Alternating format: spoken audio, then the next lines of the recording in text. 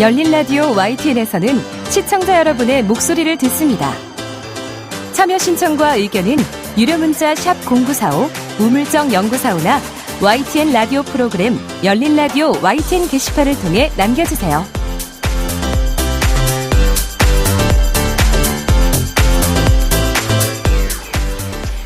뉴미디어 트렌드와 함께해 주시는 분이죠. 콘텐츠를 살아가는 분입니다. 뉴아이디의 김조한 이사 전화 연결돼 있죠. 이사님 안녕하세요. 안녕하세요. 네, 한 주 잘 보내셨어요? 네. 이번 주에 화제의 영상은 어떤 걸 준비하셨어요? 이분이 만든 영화가 다시 개봉을 했는데요. 네. 빛의 마술사로 유명한 신카이 마코토 감독의 신작 애니메이션 스즈메의 문단속을 말씀드려보려고 합니다. 정말 오래 기다렸습니다. 네. 네. 감독님 하면 초속 5cm, 별의 목소리, 너의 이름까지도 국내에서도 너무 유명하죠. 네. 3년 만에 신작이 내놓았는데요. 사실 폐허라는 부분, 여러 지역의 폐허를 집행하며 재앙의 원인이 되는 문이 있다라고 해서 그 스즈메를 통해서 희망을 찾아가는 이야기인데, 네. 아시겠지만 동일본 대지진을 정면 돌파하면서 이야기를 짚었다는 것도 좀 내용에서 중요한 부분인 것 같습니다. 동일본 대지진을 주제로 한 영화인가요? 네, 그 부분이 어떻게 보면 나오는. 그래서 처음에는 이제 예를 들면 아시겠지만 빗대서 얘기하는 경우가 있지만 아예 이렇게 콕 집어서 연출을 한 작품은 처음이었던 것 같아요. 그렇군요. 너의 이름은으로도 국내에서 많이 알려진 신카이 마코토 감독의 신작 3년 만에 나왔다고 스즈메의 문단속 꼽으셨는데 저도 이번 주말에 보러 가려고 예매를 했습니다. 개봉 일주일 만에 국내 박스오피스에서 누적 관객 수가 100만 명 돌파하기도 했어요. 코로나가 발발한 이후에 극장가 찾는 분들이 많이 줄었다는 소식 접했는데 스즈메를 찾는 거는 어떤 요인이 있다고 보세요? 물론 이제 브랜드라는 이미지도 있을 거고요. 예전에 기존까지 감독님이 만들었던 작품이 워낙 재미도 있었고, 그리고 기대하는 심리도 컸을 텐데, 네. 사실 이제 코로나 이후엔 개봉하는 영화들이 박스 오피스를 강타한 영화들이 많이 있었지만, 그래도 어떤 블록버스터나 이런 어떤 빛의 마술사라고 할 만큼 영상에서 줄 수 있는, 그리고 다양한 재미를 줄 수 있는 영화들이 좀 부족했던 건 사실입니다. 근데 스즈메 문단속은 코로나 이전에 우리가 경험했던 그런 풍족한 컨텐츠를 볼 수 있는 좋은 기회인 것 같다는 생각이 들고요. 그리고 실제로 저도 지난주에 봤는데 보셨군요. 네, 너무 재밌게 봐서 오랜만에 극장에서 재밌는 영화 봤다 이런 생각이 좀 들더라고요. 정말 기대가 많이 되는데요. 이게 사실 일본 애니메이션 더 퍼스트 슬램덩크가 흥행에 성공한 뒤에 나온 작품이라 시기상으로도 후광 효과를 봤다고도 볼 수 있을까요? 그럴 것 같아요. 근데 사실 이제 애니메이션이라서 재밌다 이러기보다는 두 작품 다 연출이 굉장히 뛰어나거든요. 그래서 특히나 이제 더 퍼스트 슬램덩크는 일본 애니메이션 사상 한국에서 처음으로 400만을 돌파하기도 했고, 네, 그리고 진짜 스즈메 문단속 같은 경우는 최근 1월에 개봉 이후부터 개봉 1주차에 100만을 넘긴 영화가 없었습니다. 근데 이제 일본 애니메이션, 특히 슬럼덩크조차도 첫 주에 100만을 넘기지 못했었는데, 스즈메의 문단속이 이렇게 100만을 넘긴다는 것 자체가 좋은 작품으로 벌써 입소문이 나고 있는 게 아닌가 생각이 들고요. 반대로 얘기하면 지금 100만을 넘겼다라는 것 자체가 굉장히 저희가 지금 화제가 되고 있는데, 실제로 코로나 이전에는 첫 주에 200만, 300만을 넘었던 영화들도 많았어요. 네, 그만큼 사실 가격도 많이 올랐고, 그다음에 아시겠지만 지금 최근에 국내 개봉했던 영화들의 성과가 많이 좋지 않거든요. 네. 또 하나로는 또 이제 헐리우드 영화들이 성과가 굉장히 많이 안 좋아졌습니다. 네, 이런 것들은 말씀하신 것 얘기들이 저희가 지난번에도 많이 얘기했던 OTT의 영향도 있을 거고, OTT에 비해서 상대적으로 이제 가격이 비싸다고 느껴지는 부분들. 네, 그래서 그런 부분들 때문에 지금 한국 영화는 오히려 좀 상대적으로 좀 있으면 OTT에서 보면 되지 이런 심리가 있을 수도 있고, 애니메이션 특히나 이런 대작들은 또 극장에서 봐야 된다 이런 심리들이 또 같이 있으면서 그런 것들이 좀 믹스가 되고 있는 게 아닌가. 그래서 귀한 겁니다. 100만을 넘었다는 것 자체가 사실. 그렇군요. 과거에는 뭐 200만, 300만 이런 작품들이 뭐 많이 나왔지만 지금 시기에 개봉 첫 주 만에 100만을 넘긴 것은 굉장히 이례적인, 굉장히 큰 사랑을 받고 있는 작품이다. 이렇게 보면 되겠군요. 네네네. 지금 뭐 여러 가지 이유를 말씀해 주셨는데 일단 그중 하나가 우리 시선이 OTT로 많이 옮겨갔다는 거죠. 지난주 그렇죠. 금요일에 파트 2가 공개됐어요. 더글로리. 이게 뭐 우리나라를 넘어서 세계 시장에서도 인기가 뜨겁죠. 진짜 이렇게 시즌 1이라고 파트 1보다 파트 2의 여파가 더 큰 것 같다는 생각이 들어요.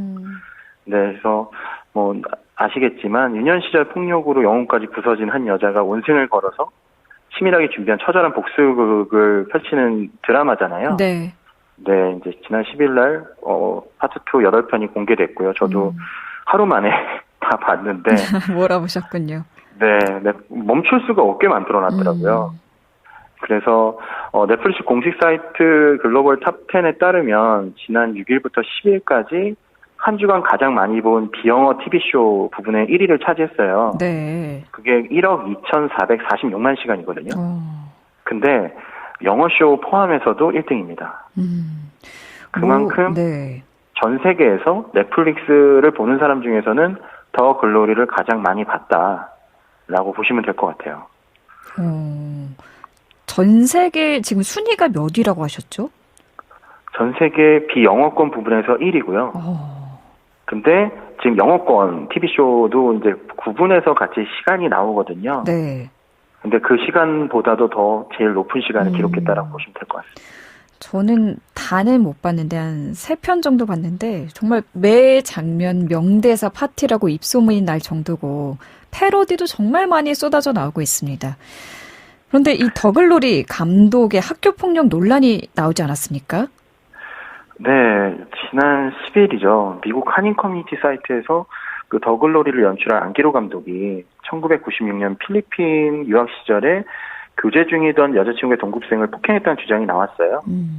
그때 이제 여자친구의 동급생은 중학교 2학년이었고요. 그 당시 안 감독은 고3이었는데, 네. 그 여자친구를 친구들이 놀렸다는 이유로 불러내서 폭행을 했다고 주장을 했고, 처음엔 부정을 했으나만 이제 가해 인정을 했습니다. 그래서 좋지 않은 일로 무리를 일으킨 점 송구하다 붙였고요. 또 이게 학교 폭력을 고발하는, 어떻게 보면 사실 이 드라마 때문에 학폭이 굉장히 많이 또 화제가 됐잖아요. 많이 네, 알려지고. 그렇죠. 근데 이게 또 콘텐츠를 만든 사람이 어떻게 보면 학교 폭력에 가해졌다는 사실이 팬과 대중에게도 상처로 남는 게 아닌가라는 생각도 듭니다. 그동안 우리가 콘텐츠 출연자, 배우들에 대한 과오잣대는 비교적 엄격하게 재왔는데 창작자, 감독에게는 이걸 어떻게 적용을 할 것인가, 적용이 과연 되기는 할까, 이런 무거운 이야기까지 나오던데요. 저희 다른 코너죠. 미디어 비평에서 다룰 수 있다면 한 번 더 이야기 나눠보도록 하겠습니다. 주제를 바꿔서 이번에는 사이비 종교를 다룬 넷플릭스 다큐 나는 신이다 이야기 나눠볼게요. 공개되고 파장이 계속되고 있습니다. 이사님은 어떻게 보셨어요? 이것도 저도 굉장히 힘들게 본 콘텐츠예요. 진짜로 글로리와 함께 지금 대한민국의 미디어에 어떻게 보면 가장 큰 논란이 되고 있는 콘텐츠인가 아닌가 싶습니다. 저도 보고 나서 치가 떨리고요. 세상에 이런 게 어떻게 일어날 수 있는가. 더 다큐멘터리인데 다큐멘터리가 아닌 비현실적인 콘텐츠처럼 느껴지더라고요. 네. 지금까지 당해왔던 사람들이 얼마나 고통을 많이 겪었을지 상상도 할 수 없을 만큼. 그리고 이게 또 사실 국내에서 방송이라는 플랫폼이었다면 과연 공개될 수 있었을까? 이 수위가 이렇게 공개될 수 있었을까? 실제로 이걸 본 분들이 사실 불편하다라고 얘기하는 분들도 되게 많았어요. 네. 이렇게 꼭 표현을 했어야 했냐. 그리고 이 사람들을 어떻게 보면 그 화제성으로 전환한 거 아닌가라는 그런 부분에 대한 논란도 있긴 한데 사실 이제 콘텐츠 자체가 준 파장이 과연 사회에 어떤 좋은 영향을 줄지는 지켜봐야 될 것 같습니다. 네, 지켜봐야 할 것 같고요. 이게 국내에만 파장이 큰 건 아니고 글로벌 순위도 높게 랭크되어 있거든요. 한국 다큐 장르가 이 글로벌 시장에서도 통한 건 어떤 의미라고 보면 될까요?